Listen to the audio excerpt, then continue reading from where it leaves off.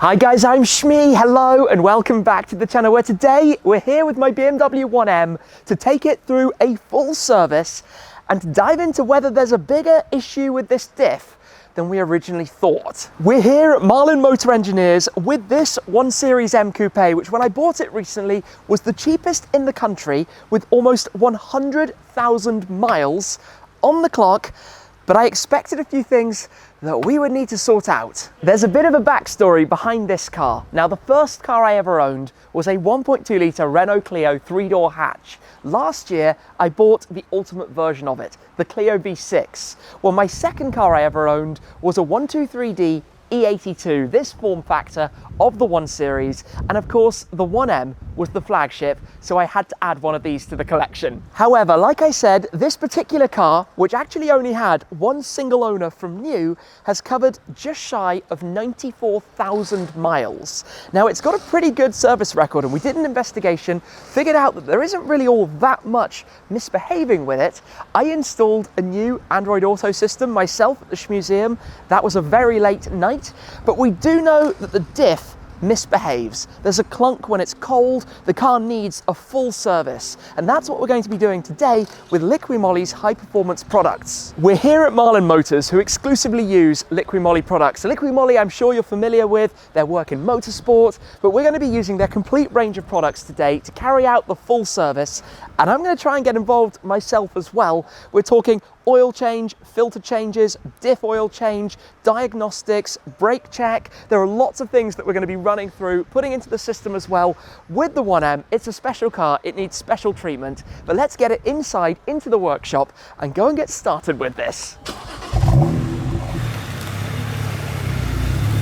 The car is in then, and we're joined today by Joe from Marlin Motors. How you doing? Oh, not bad, how are you? Good, thank you. Who is going to be hopefully guiding us a little bit through the process? Yeah. Oh, straight in. What's up first? First things first, we're going to add the engine flush and let it oil for 10 minutes to get all the deposits and holes and stuff in your engine out. Because the car's last service was a couple of years ago. It hasn't really done much mileage. In fact, it hasn't really done much mileage for around 5 years or so. It's probably going to do some more going forwards. It would be awesome to get it through the 100,000 mark, 100,000 miles, because I've never driven a car through that number. I want to see it on the dashboard at some point. But obviously a few things are going to be required today. While this is running then, circulating through, this is checking everything else. So brakes. Yeah, we'll be checking the brake fluid for its boiling point. You rarely see the specifics of carrying out a service like this, but there are so many benefits of obviously covering over everything with a car like this. Performance car, performance products. Interesting. And we can see there the boiling point is 217 degrees and the minimum is 155. So that's passed that test with flying colours. Even though this is quite a low car, I tell you what, it's nice to have a car that's a little bit easier to deal with than some of the wide, ridiculous things. Pop it up in the air. We know that the tyres all need a refresh. This is one of the things to look at when you do the service, right? Down here, where are we? The date stamp on this is 43/16. So that tyre is from the end, it's week 43 in 2016. So that tyre is literally coming up to being 7 years old. We're going to get some new ones on this, 100% at some point soon. Though they're not end of life by tread, it's worth a refresh. So that's something coming up in the near future. We'll probably get the wheels done, get some shine back on them, get the tyres done at the same time.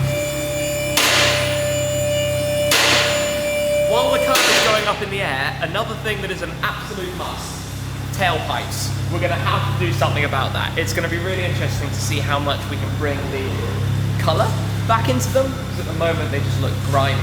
In the meantime, obviously Joe's having a run through of wheels and tyres. I think tread probably looks mostly alright. Yeah. Age is certainly getting on though. Where are we on these? The front ones, those are 18, that's not too bad. Yeah, Week 8, 18, that's 5.5 years old, but still, I think a new set would be good. The rears are older.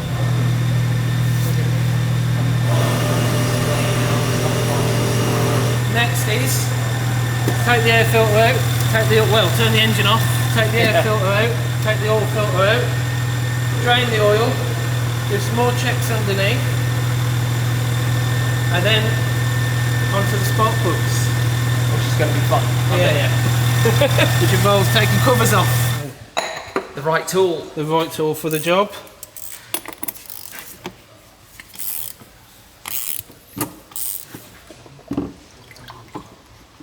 I know from experience that when you pull the plug, it can get very messy very quickly.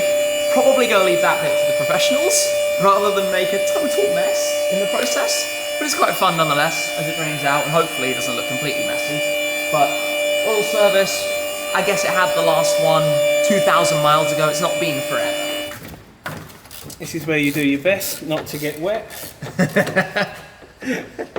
However, the oil is extremely hot, and therefore Stand back. can splash about sometimes. So here we go. See how wet we get. Only a little bit. Only a little bit. This is where cameraman Brad is very unhappy with where he was standing. White shoes in a workshop, never a good idea. We are nearly all out. Last bit probably takes the longest. Let that drain away. Checking everything's as tight as it should be. Yeah, just checking all ball joints don't have any play, any drop links, anything like that. Make sure the level sensors are intact, all the boots and gators are okay. We're going to drain the diff, we're going to catch the oil and inspect it, find if there's any debris in there, as I've been having a small issue with the diff. This will be quite interesting to see what it looks like when it's out. I'll try and not cover myself in it. Yeah. There we go, draining. I'll do the clean one. Well, this is going to be quite interesting to see what's up with it. Well, to see if it helps us or if the diff is beyond repair in some form. At least that was easier to drain than we feared it might be. A little bit of a shine to it, but it doesn't look too bad. Does the smell suggest that it's Yeah, it does. burnt and It kind of does a bit smell older? a bit burnt. Torquing up the sun plug? Yeah, make sure to torque everything up to its correct specifications and to use a new copper washer on the sump plug. That's all you need. Don't over tighten those. I know it's really basic, but having a flat floor, but still having a little flap that opens, kind of thing that a lot of people forget. Put the plug back into the diff again, tightening up to its correct torque settings.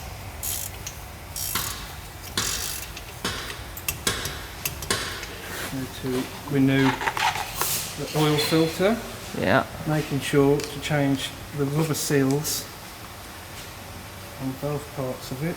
So we've got the oil filter. We'll have an air filter later as well. All good to go. Straight back in. Again, even with the oil filter, make sure to tighten it up to the correct torque setting. Straight in, get it done nice and easy. And now for the air filter. Yes. And for the air filter, we're actually going to be swapping this out. Hopefully not too complicated. Done.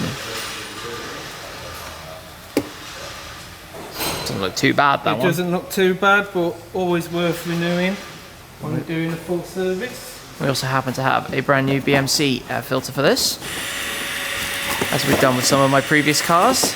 And before putting new air filter Yeah. in, it's probably worth trying to remove as much of the debris as Yeah, there's a possible. bit of stuff in there. We'll give that a blow out. New filter slides in. Making sure it's properly located. Fits right. Clips in. There we go. Clips on. What's up next? Right. Next we'll be filling the diff and the engine with liquid MOLY oils. Perfect. I've been left to my own devices for this part. refilling the engine oil. Now we need 6.5 litres in the 1M of 5W40. We've got 5 litres here, a second just over there. Now Liqui Moly's high performance oils come from very high quality base oils with additive packages as well. And in fact, even with this itself, we've got the gauge down the side so you can see exactly how much we'll need out of the second. Also, a little bit unique to have 2 handles, which makes it slightly easier for somebody like me. Plus, on the Liqui Moly website, you can enter in the UK the registration to see which oils you need, or search by car as well. And even, there's the sticker on here, you can write down the mileage at which you've done the change, pop that on one of the different panels on top, and you know when you're going to need the next one. So, let's crack on and refill the entirety of this first 5 litres into the BMW 1M. Things are going well, managed not to spill. Obviously that would be a total disaster. Make a complete mess of it. But we will take our time to get this filled up and do it properly. This is major advantage of the second handle right now. Getting towards the very last bits then from the first 5 litres before we go and get another 1.5 in here. However, before we continue with the rest of the engine oil, we're also going to add Ceratec. Now this is a high-tech ceramic wear protection which helps with the engine longevity and efficiency, but adding 300 mils we need to subtract from the remaining engine oil, so 1.2 litres to go. This needs a quick shake, then we'll pop it open, pour this in. Of course it will mix in once it's inside. This just simply adds in here and will drain itself on through. And we are just about done. There we go, last drop. Perfect. And here's one I made earlier for you. Perfect. 1.2 litres, ready to rock and roll, straight on in. Okay, we've got this. Nice and easy. We'll be checking the coolant, make sure it's strong enough. Wait for the car to cool down before you do this. You don't want it too hot. This will take a sample. Wait for the floats.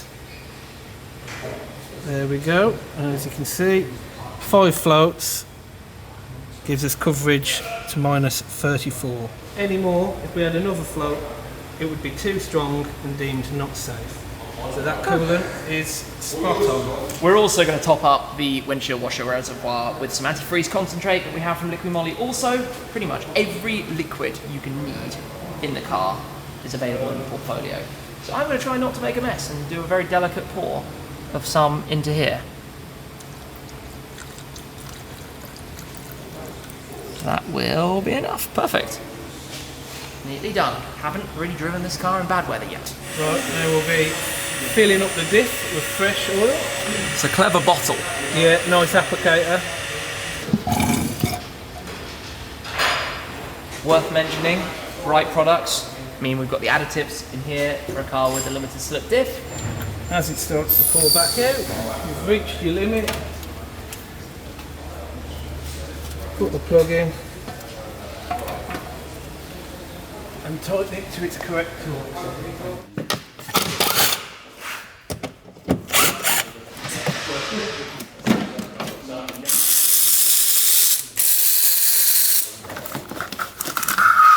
It is spark plug time.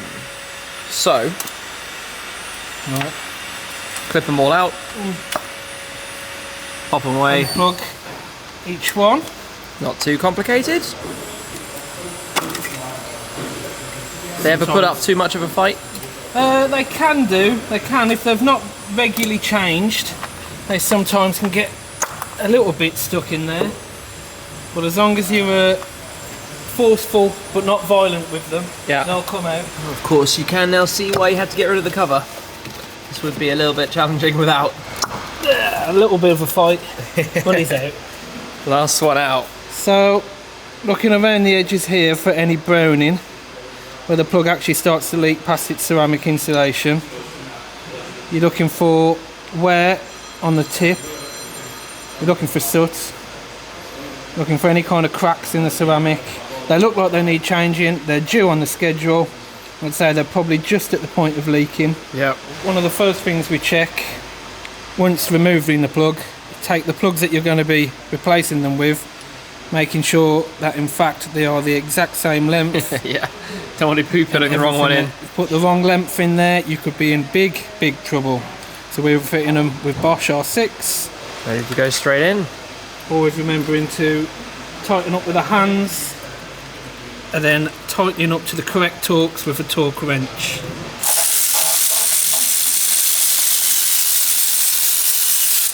It's easy when you know what you're doing. Yeah. The two out. Will they generally be the same across the board? Will all 6 be exactly the same? Yeah, pretty similar. If you've got a particular issue on one cylinder, you may have a plug that looks a lot worse than the other. In that case, more investigation needs to be done with problems on the engine. All of them out then? All of them out. It's interesting to see some of the differences. Yeah, 2 of them are sooting up. Yeah. A lot more than the others. And then I guess 2 have a bit more leakage around the bottom. Yeah. New one's in, direct part replacement. New pollen filter. Nice. Easy switch over, old to new. That goes in and sits around the rear of the engine bay compartment. Simple. See you later, old one. Time to pop it all back together. Yeah, easy to get that in. Well, easier, not easy. Easier to get that in when you've taken everything out from above it. That goes in, gets bolted down, and the covers obviously go back over the top. And then we will have everything reassembled. The last thing here, using the Liquid MOLY white grease to go through everything like the catches and latches to make sure they're all working as they should. A bonus thing we've got here, Liquid MOLY Fuel Injection Cleaner. This is going to help clean out the entire fuel system. It's going to clean the injectors, making for better atomisation, better performance and better miles per gallon. That sounds good. Sounds like a win. So, we've only got a third of a tank in here, so we won't be using a full one today. We'll be putting half in and topping up the other half at a later date.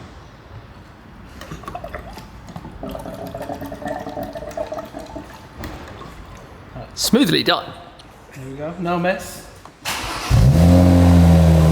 Of course, started, runs now to get it up to temperature, and then obviously check everything over. We've got some diagnostics, some air conditioning, and a couple of other little things to look at before it will be time to experience and find out whether the diff is doing what it should be. Outside we emerge for now, the Valencia Orange in the sunshine.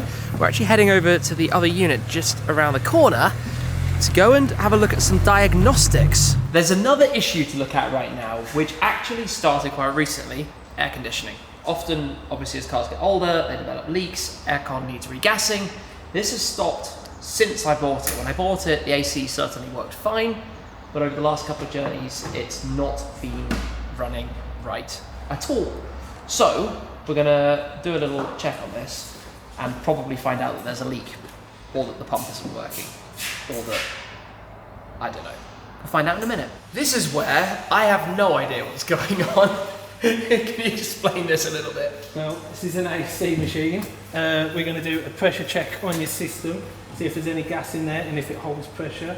So we connect some hoses up to the high pressure and the low pressure side, and run a pressure check through this, and that will tell us if your AC is any good. Let's see. The machine outside says we have some pressure. In the car though, with it set cold, that's actually blowing warm air at us. And this is the diagnostic tool that's going to read out some data and hopefully show us the error message, because this is definitely blowing warm and that's not right. It should not be blowing warm on a day like today. It does not make a whole lot of sense. The evaporator temperature sensor says 0 degrees. Yes, and it's much warmer than that today. Yeah, just a little bit. So effectively a sensor has gone, probably. Yeah, that's where you'd need to start. Change that, and hopefully that will fix it. is that an accessible component, or is that something that's a nightmare?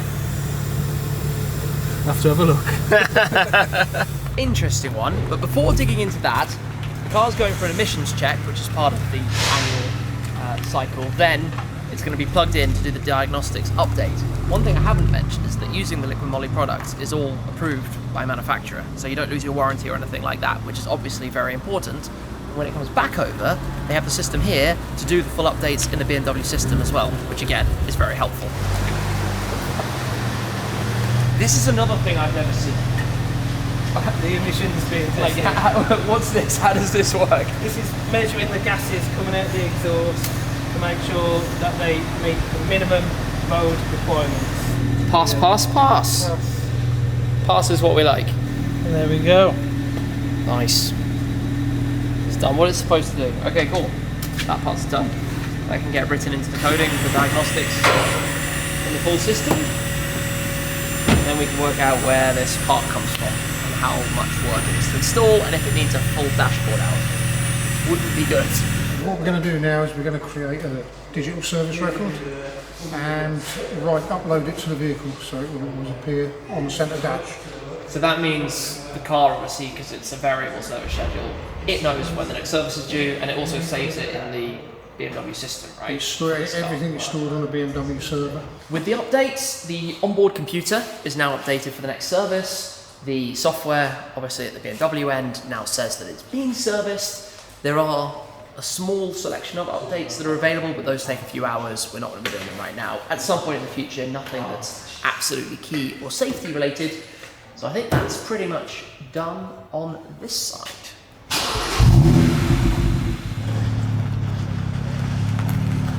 The service is now complete. We haven't fully shown every single part. For example, when talking brakes. Now, we could have done a brake fluid change using high-performance liquid MOLY products, but in this case, we've gone with a visual inspection because on the service schedule, it's not strictly required at this point, and there might be something to come on the front of the brakes in the future.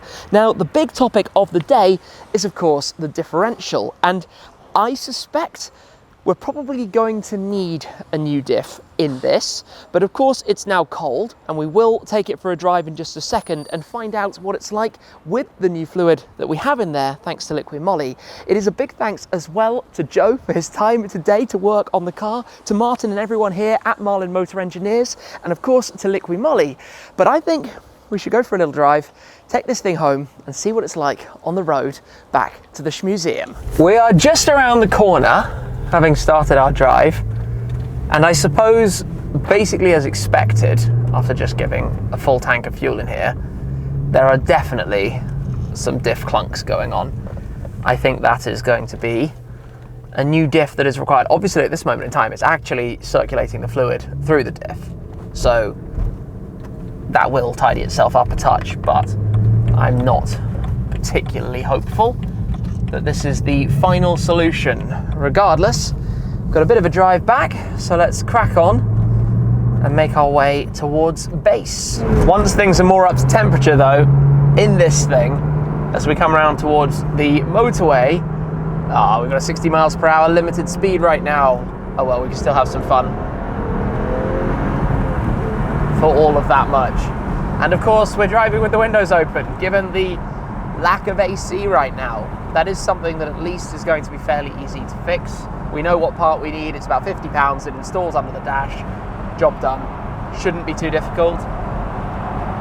It just would be nice to have the AC working. But hey, older cars, they need things to be fixed. So we've got a little list forming of things with this, and we have a list of upgrades and things that we want to do with it as well. So lots in the works as this project continues to unravel.